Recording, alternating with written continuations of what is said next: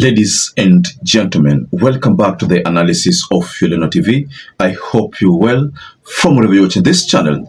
The day Ayatollah Ali Khamenei was killed, there was a lot of speculation. First, people did not believe that such a leader would die, a supreme leader. You know, in Iran, Ayatollah was a god, someone they thought will never die.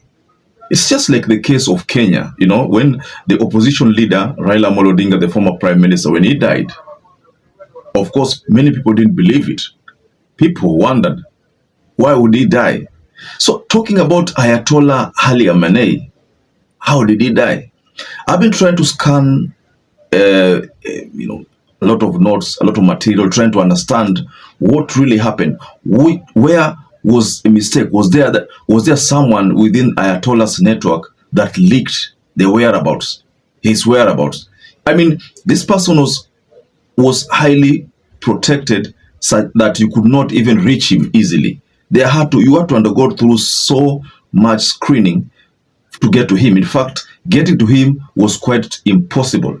If you look at Iran, the way it operates, Iran has a president and Iran has a supreme leader. Supreme leader is the one in charge of the military. In fact, he's the overall person. But the president deals with the policies, democracy. But the supreme leader doesn't know anything about negotiations. He knows about using force, the force of Iran. So let's look at how did Israel easily achieve their target? One strike and Khamenei was no more. So what I've gathered is that Iran has a superior CCTV network deployed across the streets. And these CCTVs, the surveillances, what they use the CCTVs to do is to try to monitor dissent protesters, people who go against the government policies. That's why if you're caught without a hijab in Iran, those people will always go for you. If you try to do anything that is anti-Islamic, according to them, they will always go for you, hang you. So they use this CCTV surveillance to monitor those movements. So what has it that Israel took advantage of that network? This story will shock you. So they took advantage of the network, infiltrated this network, and started doing their own surveillance from Israel. Israel as a department that is only concerned about, monitoring the movement. So there was a task force that was supposed to monitor the movements of Ayatollah Ali Khamenei. That is what is coming out, ladies and gentlemen. Let me shock you that, this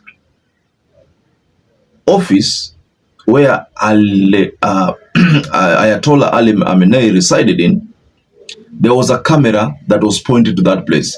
That is the most shocking thing. To me, this appears to be the loophole. They never knew that this would probably maybe be used by an outsider to monitor the movement of Ayatollah Ali Khamenei.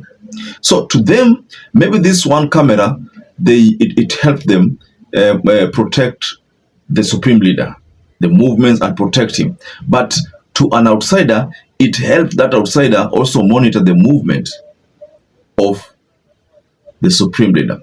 So Israel has such a robust IT infrastructure in place. When they decide to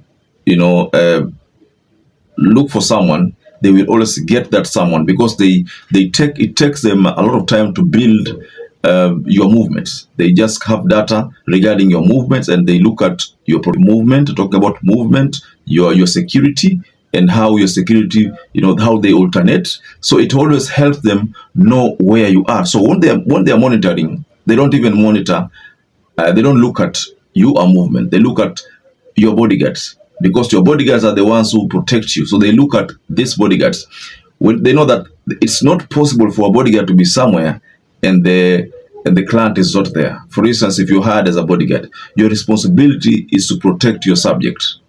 It's not possible for you to always be somewhere where your client is not. So again, as a bodyguard, you are in shifts. There's someone who guards at night, someone who guards the day. You are in shifts. So they knew that This bodyguard alternates with this other bodyguard. So if this bodyguard is available, it means the subject, who is Ali Khamenei, the supreme leader, is somewhere there. So I think based on that kind of analysis, Israel easily launched their attack. And that's why it was one strike and Khamenei was done.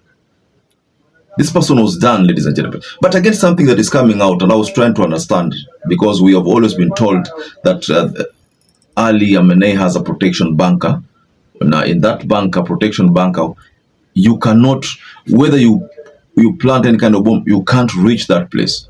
So it's coming out that he refused, ladies and gentlemen, he refused to go to that protection bunker. Reason being, he wanted to die as a martyr. Remember, he had refused all the negotiation attempts by the US, all the proposals. He refused them.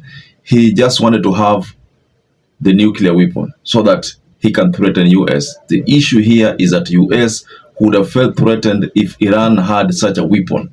So the move by US is to simply neutralize Iran by taking out the supreme leader, Ali Khamenei. So that's exactly what they did, believing that it's going to help them slow down Iran's deployment or Iran's intentions of having a nuclear weapon.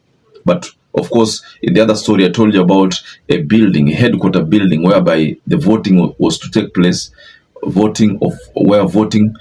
kind of voting that would bring a new supreme leader, third supreme leader. But US, Israel jointly bombed that building also. So you know what's going to happen, but something will happen. They will either way vote wherever they're going to vote, even if it's in those bunkers, but they are going to vote.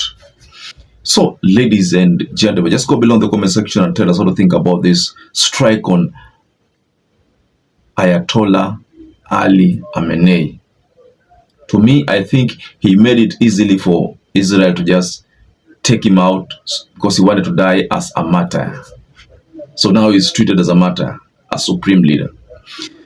So perhaps if you're watching this video and you've not subscribed, check once again and subscribe, like this video. Till you catch up again, stay safe and stay blessed.